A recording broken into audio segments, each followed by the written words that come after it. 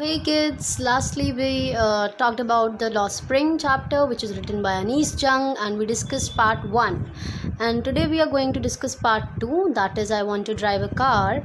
But before I started, I just want to give you a recap of the part 1, in which the last point was Sahib no longer his own master, where we discussed that Sahib now no longer owns his own profession, because he was working at a tea stall and that person was paying him rupees 800 for all his meals. So this chapter starts with Mukesh wants to be his own master. If you don't remember who is Mukesh, let me give you a brief character sketch, which is this Mukesh is a boy who belongs to a family of bangle makers in Firozabad. He dreams of breaking away from tradition and becoming a motor mechanic, whereas in the last chapter that boy Sahib didn't want to break that realm. He wanted to be a rag picker only. So the first point which we are going to discuss is Mukesh wants to be his own master. Here begins the second story. In Firozabad, the author meets Mukesh, who insists on being his own master. He wishes to be a motor mechanic. Anis asks him, Anis is none other than the writer. Anis asks him if he knows anything about the cars. Mukesh replies that he wants to learn to drive a car. And author feels that his dreams is like a mirage amidst the dusty streets of Firozabad. Every second family in Firozabad is engaged in the business of bangle making.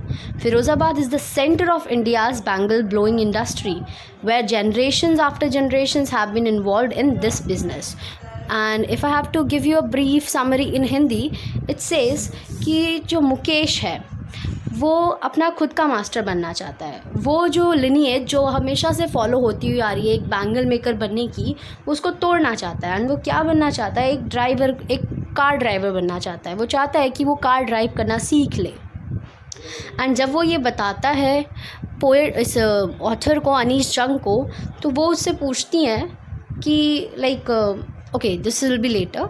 And then वो उसका सोचती हैं कि इसका जो सपना है एक कार ड्राइवर बनने का, ये एक ऐसा सपना है जैसे कि मिराज हो. जैसे आप लोगों ने सुना होगा कि डेजर्ट में मिराज क्या होता है.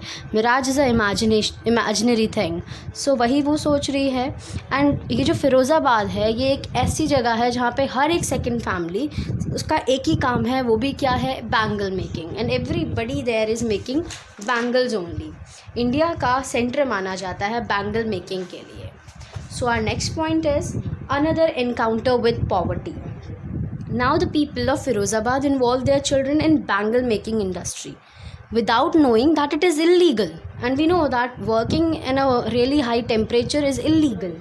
For children to work in the glass furnaces with high temperatures in dingy cells without air and light.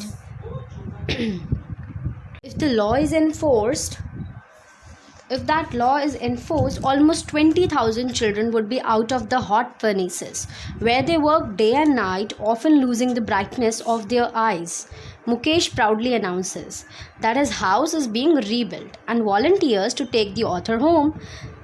They walk down stinking lanes, choked with garbage, past houses that are small and dirty constructions with wobbly doors and with no windows, where families of humans and animals coexist in a primitive state.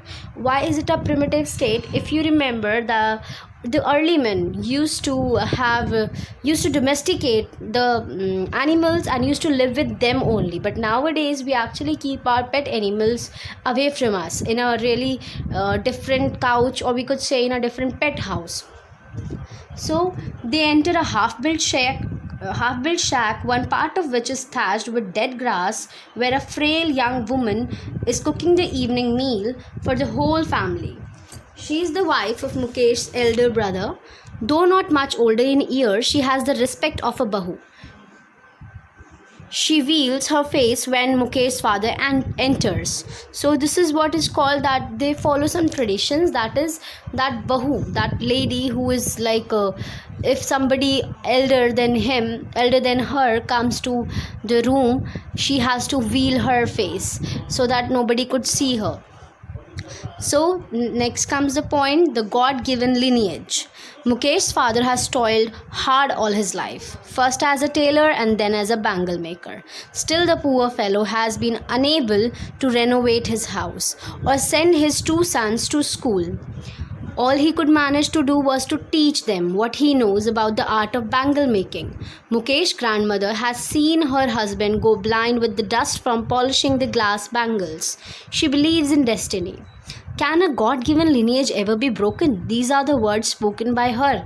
She implies, born in the caste of bangle makers, they have seen nothing but bangles of various colors. Now comes the point, the fourth point, that is lost spring. Now, lost spring is what? See, we discussed this point in the last part also. Lost spring, let us discuss and then get to know. Lost springs is in dark hutments next to lines of flames of flickering oil lamps sit boys and girls with their fathers and mothers, welding pieces of colored glass into circles of bangles. Their eyes are more adjusted to the dark than to the light outside. They often end up losing their eyesight before they become adults. The author notices a young girl, Savita, in a drab pink dress, sitting beside an elderly woman helping in making bangles. Her hands move like a machine. Unease wonder if she understands the sanctity of the bangles for Indian women. The sad irony will suddenly dawn upon her. She will become a bride, like the old woman sitting beside her. In a voice drained of joy, the old lady tells the author that she has not enjoyed even one full meal in her entire lifetime. So here ends the point, that is lost spring. Now the second last point is daring not part of growing up. One wonders if Mukesh's father has achieved what many have failed to achieve in their lifetime. He has a roof over his head. The cry of not having money can be heard in every household of Firozabad.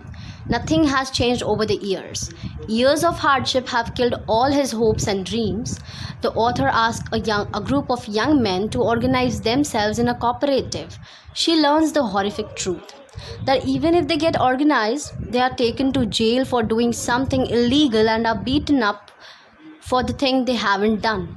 There is no leader among them. The author finds two distinct worlds in Firozabad.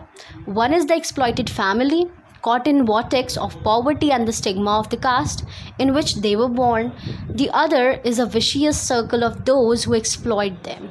The sahukars, the middlemen, the politicians, the lawmakers, the policemen, and the politicians and the bureaucrats. These people have created such a burden that a child accepts this naturally as its father did. To do something else would mean to dare, and daring is not a part of growing up for these people in Firozabad. Now the last point, that is a ray of hope, and this is important. See, although all the points are important, I have really briefed everything and I have made pointers so that you could understand really easily. So there is no need to brief it more. So this is the last point, a ray of hope, which says, the author is filled with joy when she finds that Mukesh thinks differently. The boy is filled with hope. His dreams of being a motor mechanic is still alive in his eyes. He is willing to dare. Anis asks, Mukesh, if you also dream of flying a plane? Mukesh replies in the negative. Why is it so? He replied in negative because he is content to dream of cars, as few planes fly over Firozabad. So, here we get to know that people usually dream about the things which are actually in front of them and which they really see to be successful. So, this was the part 2, and here we have discussed the whole chapter. So, if you guys see, class 12 books are really helpful to you, because I know many of you will be going for the jobs after this, directly to the jobs after this, and maybe many of you will be going to the college, but all of you will be having a conversation in English only. So class 12, this is really important for you to read the chapters, even though you have these easy brief points given by this video, but please go through the chapters. And that's all, and we'll meet in the next video with a poem, that is an elementary classroom An elementary school classroom in a slum by Stephen Spender. Bye bye, all the best.